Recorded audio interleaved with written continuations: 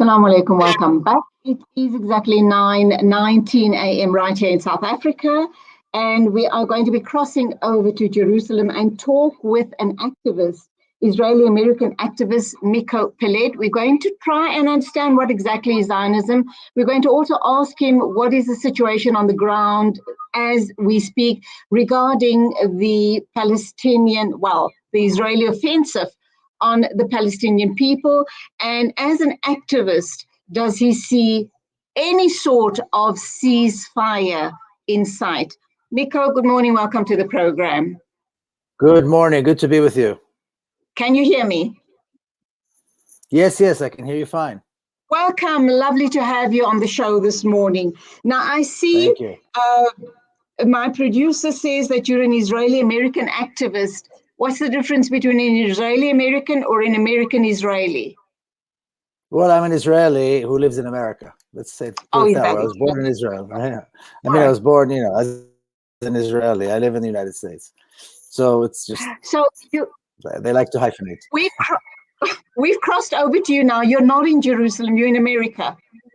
No, I'm in Jerusalem. Oh, all right. So let's understand what's the situation as we speak. How dire is it? Has it gotten progressively worse? Or are you seeing a ceasefire potentially in the next few days?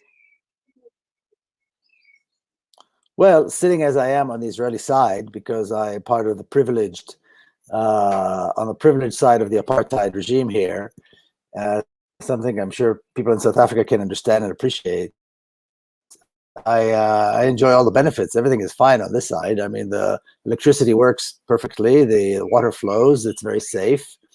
But on the Palestinian side, the situation is horrifying. It's hell. It's beyond belief. Palestinians in Gaza are living through a nightmare that is not something we could possibly even understand. I don't think you have to live through this hell. I've been talking to friends of mine in Gaza, people who have children. It's a nightmare that is beyond words. I'm less than 100 kilometers from Gaza, and the difference couldn't be more striking. I'm also only about 5 kilometers from East Jerusalem, and the reality there is people are afraid to leave their homes for fear of being lynched, either by Israeli youth or gangs, or by the police. A friend of mine wrote to me yesterday. Her grandson went to get his haircut, 14 years old, and got beaten up by police. In the northern part of the country, the same thing. Palestinians are afraid to go to work. They're afraid, many Palestinians who work with Israelis, with Israeli companies.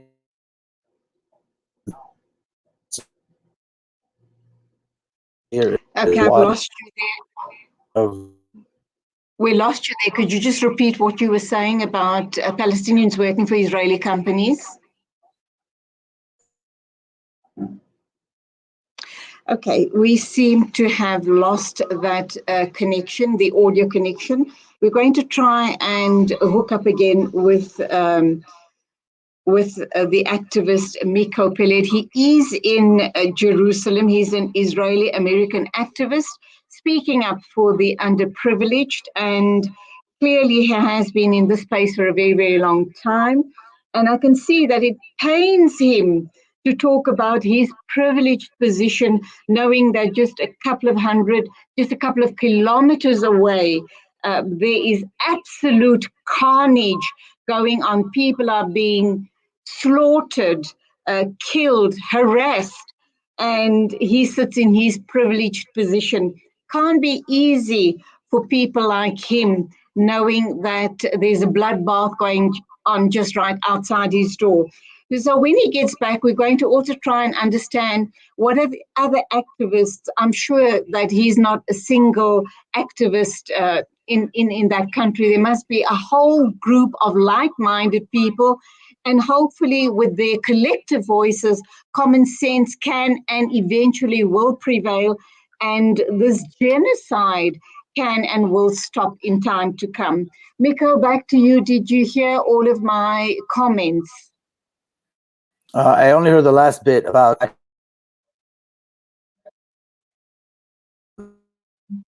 Okay, how big is the activist group based in Jerusalem other like-minded people like yourself, and perhaps all around the world, offering their support to the Palestinian people under this current carnage. We know that this started way back with, the British getting involved in carving up the Middle East and handing over Palestine on a plate to the Zionists, and that was way back in 1948. And from that time onwards, this carnage has been ongoing. Has it gotten progressively worse? Well, it's hard to say what worse means in this context. I mean, in 1948, Palestine saw a horrific campaign of ethnic cleansing and massacres, at the end of which the state of Israel, Palestine, suddenly became Israel. This country was Palestine for 4,000 years. Suddenly, in May of 1948, it became Israel as a result of ethnic cleansing. The ethnic cleansing never ended. An apartheid regime was put in place immediately, and it's still in place. It's very strong, it's very forceful, it's very brutal. The ethnic cleansing process is just as brutal as it was. The killing of civilians is just as brutal as it was. It's hard to say if it's gotten worse, but I mean, it's an ongoing process that has never stopped. So this is, it's been terrible for almost 75 years now, and it's hard to say whether or not there's an end in sight. As an activist now, I have no doubt in my mind that there are many other like-minded people in Jerusalem and all around the world, obviously. How do you deal with this? And, all of this is happening a few miles or kilometers away from your front door. I have no doubt in my mind that when the bombs and missile attacks happen, you hear all of that. It must be horribly traumatic. How does one then, having sympathy and knowing that what is going on is totally wrong, how do you move on? And in terms of your activism, what more can you do, you and like-minded people?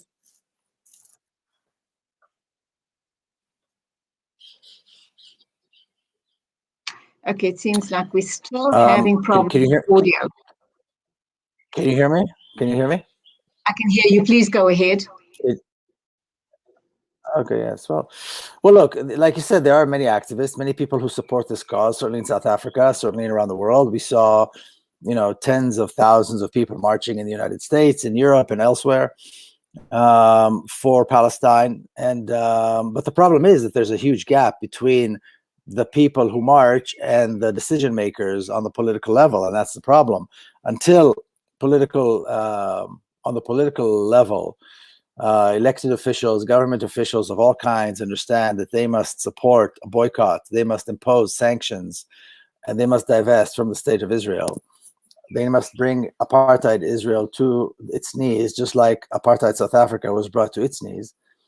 Until that happens, nothing's going to change. So, all the activists do a great job, and the solidarity is heartwarming.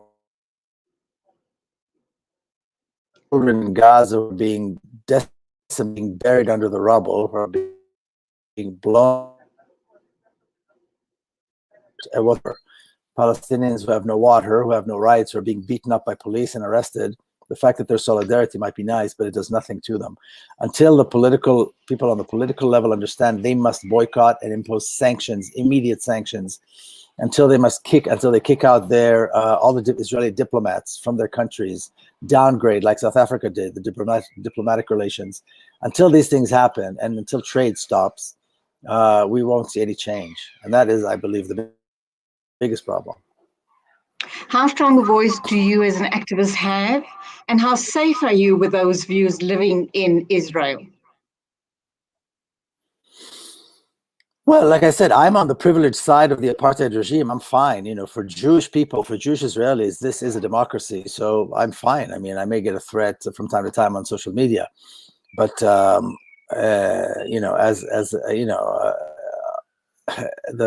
authorities allow for this sort of dissent.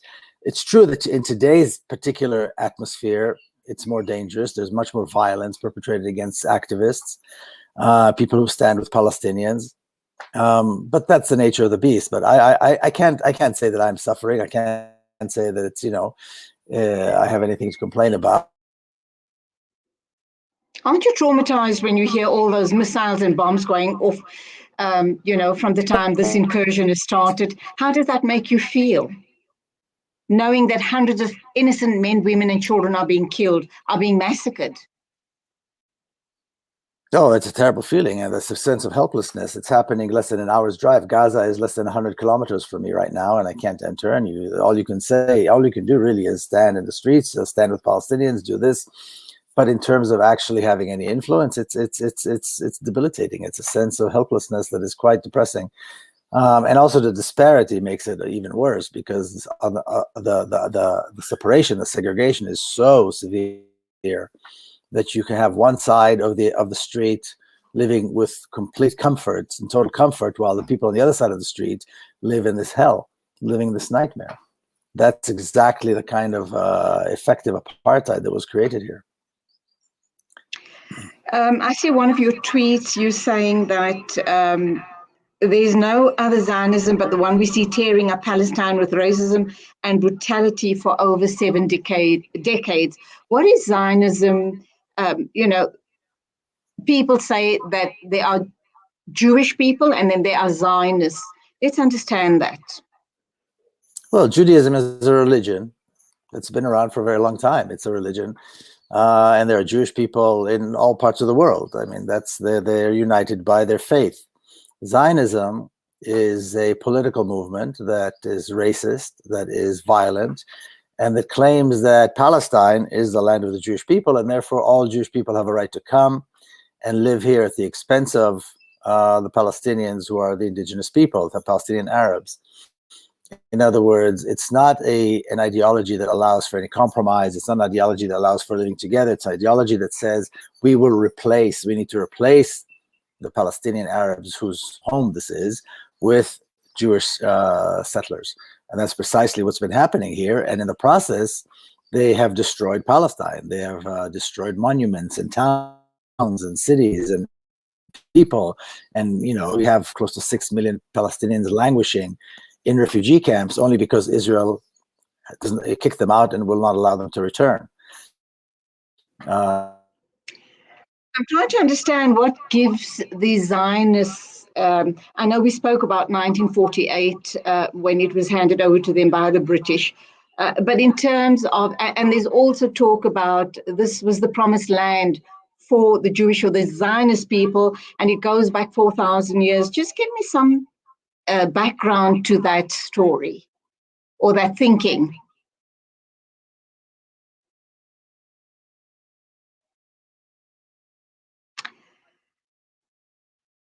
Milo, are you still there? Can you hear me?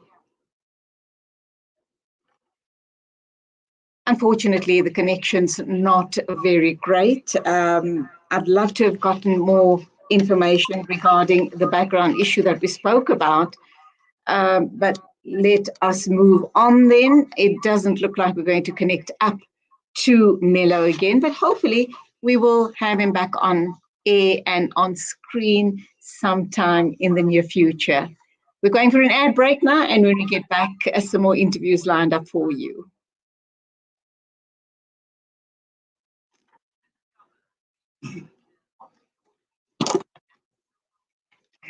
Didn't go well. What's next?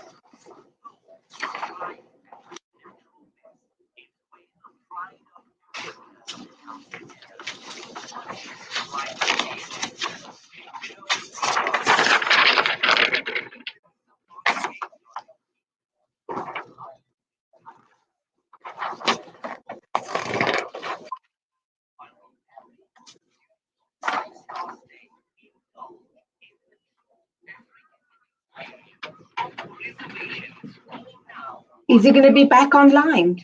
No. Come and talk to me.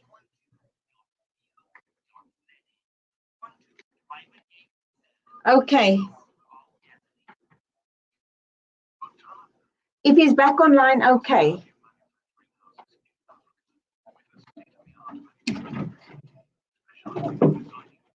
She's saying that it seems to be a bit more stable now. Do you want me to carry on with it? Maybe just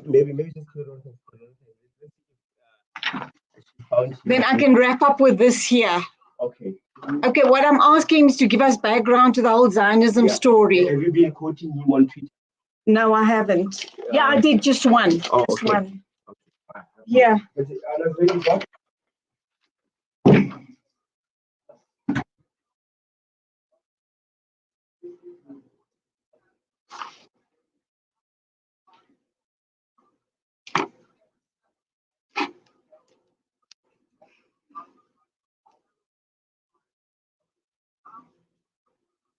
Future is bleak. Please, don't forget Gaza. Donate now to Islamic Relief. A man of charm. When we look at the morning, we thank Allah Ta'ala for the beauty of the morning. Bouncy and bubbly. Have you ever heard of a first world country that was governed by blacks? Barack Obama in the United States is a black guy, Mr. Yusta. He's swart, is okay. Yeah, that's true, but he's not black. He's actually colored. Mr. Yusta. A man of passion. What about the many little kids that are dying? Is there enough attention the government is giving to this particular topic and subject? A fighter for justice. I'm not saying anything, no allegations, no claims. What do you believe you did wrong in Orion Cold Storage for the situation it finds itself in now? A guardian of the public interest. Corruption in South Africa includes the private use of public resources, bribery, and improper favoritism. A seeker of the truth. But at the end of the day, the facts and the truth is something that has to be revisited. A father to us all. It will not probably be something affecting us now, but 20 years down the line, our children are going to be badly scarred by this evil of pornography like they are with music today. A pioneer of Islamic radio. What should be the response of the Ummah? What should basically happen on such type of situations? Salam Media, a global voice for humanity. Listen to something fresh. Listen to Salam Media.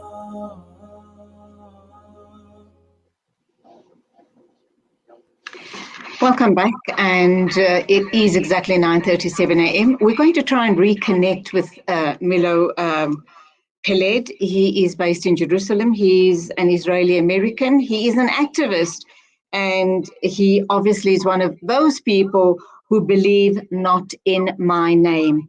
Atrocities or genocide or ethnic cleansing, definitely not in my name. Miko, can you hear me now?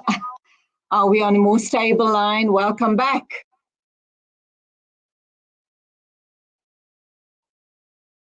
No, it doesn't look like this is going to happen. We do apologize, and we certainly will try and bring him back another time, sometime soon. And hopefully the line will be much more stable. Let's take a short ad break. When we come back, we will try and connect up with Amnesty International.